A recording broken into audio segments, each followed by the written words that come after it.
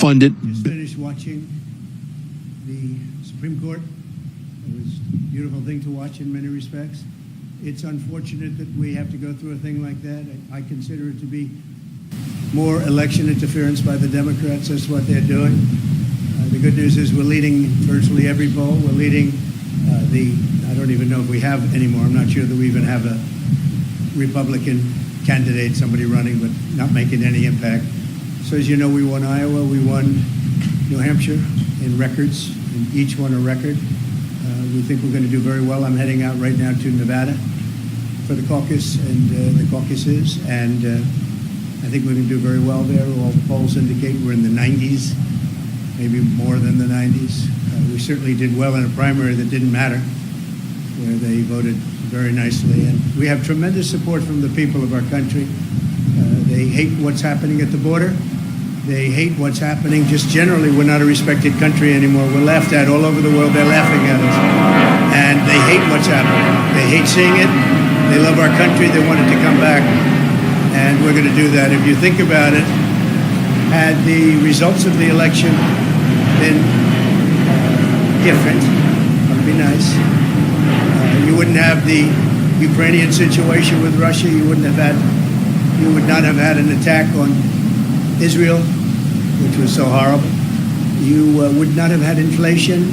You wouldn't have China talking about Taiwan. You wouldn't have any of the problems that we have today. And you certainly had a broke Iran, and now you have a very rich Iran. Iran was broke when I left.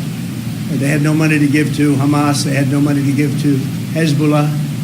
And now they have 200 billion. Plus, as you probably know, people don't like to admit it, they certainly control Iraq. And Iraq has another 300 billion. So you have a very rich group of countries. And as you know, Iraq should have never happened. That was a balance against Iran, and we blew out the balance, and now Iran has essentially Iraq. And Iraq doesn't like saying that, but that's the way it is, and it's a shame. The world is in tremendous danger. We're in danger of possibly a World War III, and we have a man who's absolutely the worst president in the history of our country. Can't put two sentences together. He's not going to be able to negotiate with Putin or Xi or Kim Jong-un, North Korea. Not going to be able to negotiate with anybody.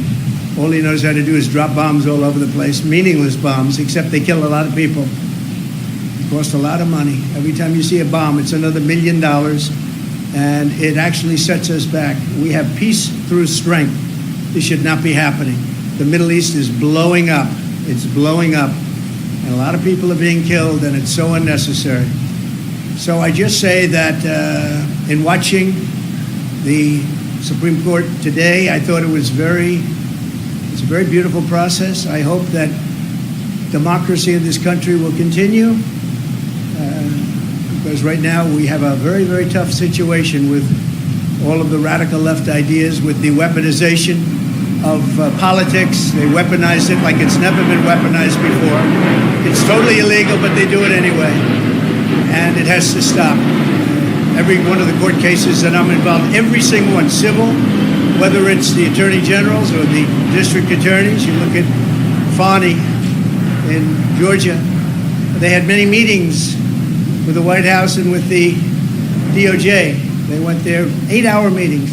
That was all staged. That was a phony hoax. And now you look at it, and it is a phony hoax. And hopefully that case will be dismissed in short order. It's a disgrace to this country. But they work together with the Justice Department and the White House, and not supposed to do that. Every one of these cases you see comes out of the White House. It comes out of Biden. It's election interference, and it's really very sad. I thought the presentation today was a very good one. I think it was well received. I hope it was well received. You have millions of people that are out there wanting to vote, and they happen to want to vote for me or the Republican Party, or whatever you want to, however you want to phrase it. But I'm the one running, and we are leading in every poll. We're leading in the local polls, in the state polls, and we're leading in the swing state polls, and we're leading very big in the national polls. So it's been a very great honor. We love the country. I think the reason we have such big leads, frankly, is that they loved 4 years of us compared to the 3 years plus, the 3 years that they've gone with Biden, where you have open borders, you have crime. Nobody's ever seen crime like this, what's happening. And now the crime is being committed, much of it by the migrants that have come in illegally to our country. I was wondering about that. I said, a lot of these people come out of jails, they come out of mental institutions, they come out of places that you don't want to know about. We don't even know where they come from. We don't know who they are, where they are. They're being dumped in from mental institutions, from prisons and jails, and many terrorists are coming into our country. We're going to be paying a big price. They have to stop it. They have to close the border. By the way, the president can do it just by saying, I want the border closed. I closed the border. We had the safest border in the history of our country. Now we have the most unsafe border in the history of the world. There's never been a country with a border like this, not even a third world country. So we are, again, we're going out to Nevada right now. We'll be out there. Some of you are going to be out there with us. Otherwise, your colleagues will be. And hopefully we're going to have a big night, caucus tonight. We're going to have a very big night. We expect to have a very big night. The Virgin Islands, as you know, are also very much in play today, so we'll be hearing about them sometime during the day or later on in the evening. And it's an honor to have you at Mar-a-Lago. I hope you like it. It's worth a little more than $18 million. There's another case. He says it's worth $18 million. I said, which cabin are we talking about? But that's the kind of justice we have. When they say that to try and build up a case, that was a shame. But that gave up so much. When they said that gave up so much that Mar-a-Lago's worth $18 million. They had it appraised for, as you know, 50 to 100 times that amount. But we have a judge, and that's what he said. And he's supposed to be ruling on me. But who knows? Maybe he'll be fair. I doubt it, but maybe he'll be fair. So I want to thank everybody. And by the way, we proved that case 100%, 5 times over. That case is 100% proven, 5 times over.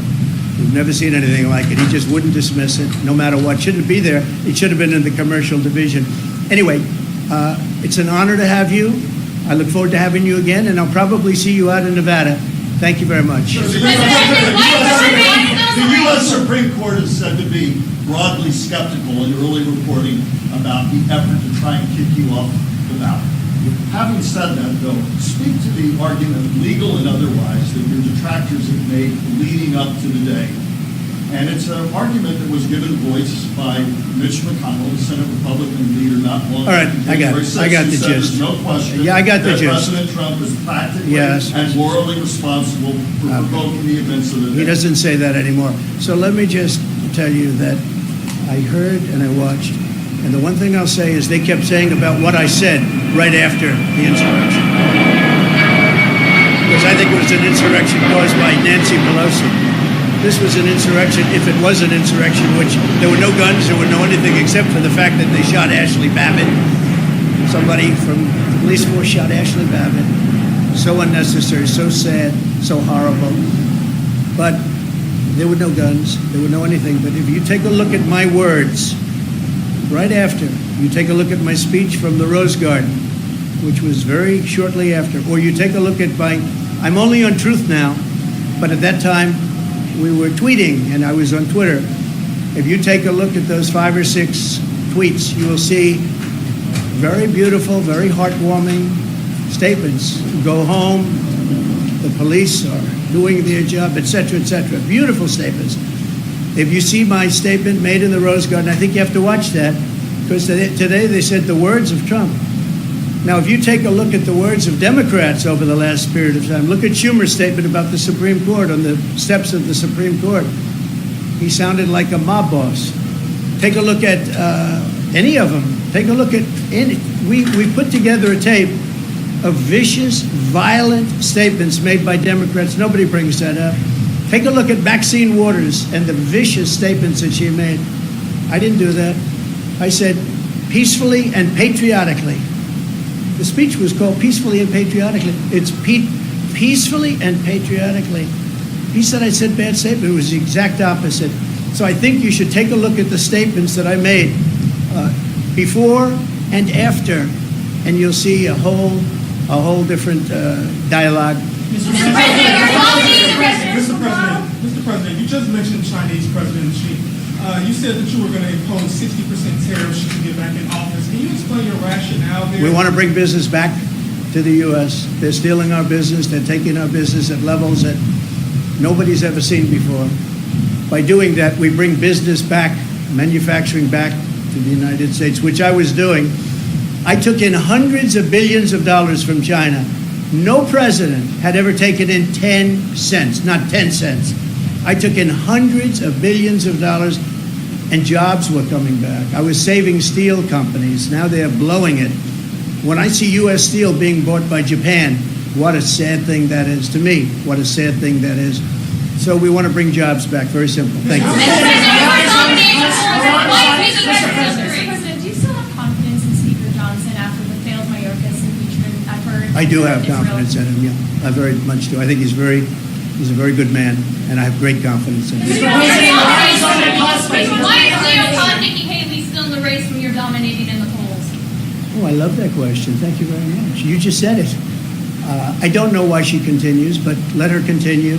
We have a big one coming up, as you know, in South Carolina. And the polls are indicating that we're through the roof on that one. We're leading by, I guess, 35%, 35 points. So I don't know. I think she hurts herself, but I think she hurts the party and, in a way, hurts the country. But it seems to be dying. She did poorly in Iowa. She did very poorly in Iowa, actually. She came in third place. Ron DeSantis beat her, although you wouldn't know that if you listened to her speech. She did poorly in New Hampshire. She did poorly no matter where she went. I don't know how the results aren't in yet from the Virgin Islands, but I know she's playing it very hard. And in Nevada, she lost to no name. She had a no name, and she lost by, I guess, 40 points. So I don't know why she continues, but she's a, I don't really care if she continues. I think it's bad for the party. I think it's actually bad for her, too. Mr. President, thank you for having us on a Thank busy you. day here. Given the battles over presidential immunity, I'm wondering if sure all presidents and vice presidents will be immune from any legal consequences for any action they take during their term. Well, I can say presidential immunity, which we'll be talking about because that will be upcoming, is very, very important for a president to have. If a president doesn't have immunity, he really doesn't have a presidency. He can be told to do things that he would never do. He can do really bad things for our country. Presidential immunity is imperative. It's going to be very, very important. And I'd rather talk about that next week. But there is nothing more important to a presidency than immunity, because they have to be free to make decisions without saying, oh, if I do this or if I do that, as soon as I get out of office, we're going to be indicted. We're going to have trouble. And the other party will do that. I think we've seen that. They've done that. There's some very bad people. And you have an opposition party, and they will do things that are very bad. If you don't have immunity, you can be blackmailed. You can be, as a president, they'll say, if you don't do this, this, and this, we're going to indict you as soon as you leave office. You cannot allow a president to be out there without immunity. If they don't have immunity, you don't have a presidency. You lose all, you lose all form of free thought and good thought. And you probably weaken the presidency to a point that it was never supposed to be weakened. It would be a very bad thing for our country. We'll be talking about immunity in the coming weeks. Mr. President, How confident are you that you will be treated fairly by the Supreme Court justices? And what sort of time frame do you need a decision in order for it not to derail the campaign? Well, I'm a believer in our country, and I'm a believer in the Supreme Court. I listened today, and I thought our arguments were very, very strong. An argument that is very important is the fact that you're leading in every race, you're leading in every state, you're leading in the country against both Republican and Democrat. And Biden, you're leading in the country by a lot. And can you take the person that's leading everywhere and say, hey, we're not going to let you run? You know, I think that's pretty tough to do, but I'm leaving it up to the Supreme Court. Thank you all very much. Enjoy it. Thank you. Do you believe there's a moral violence? On the topic of Iran, sir, is the U.S. doing enough militarily?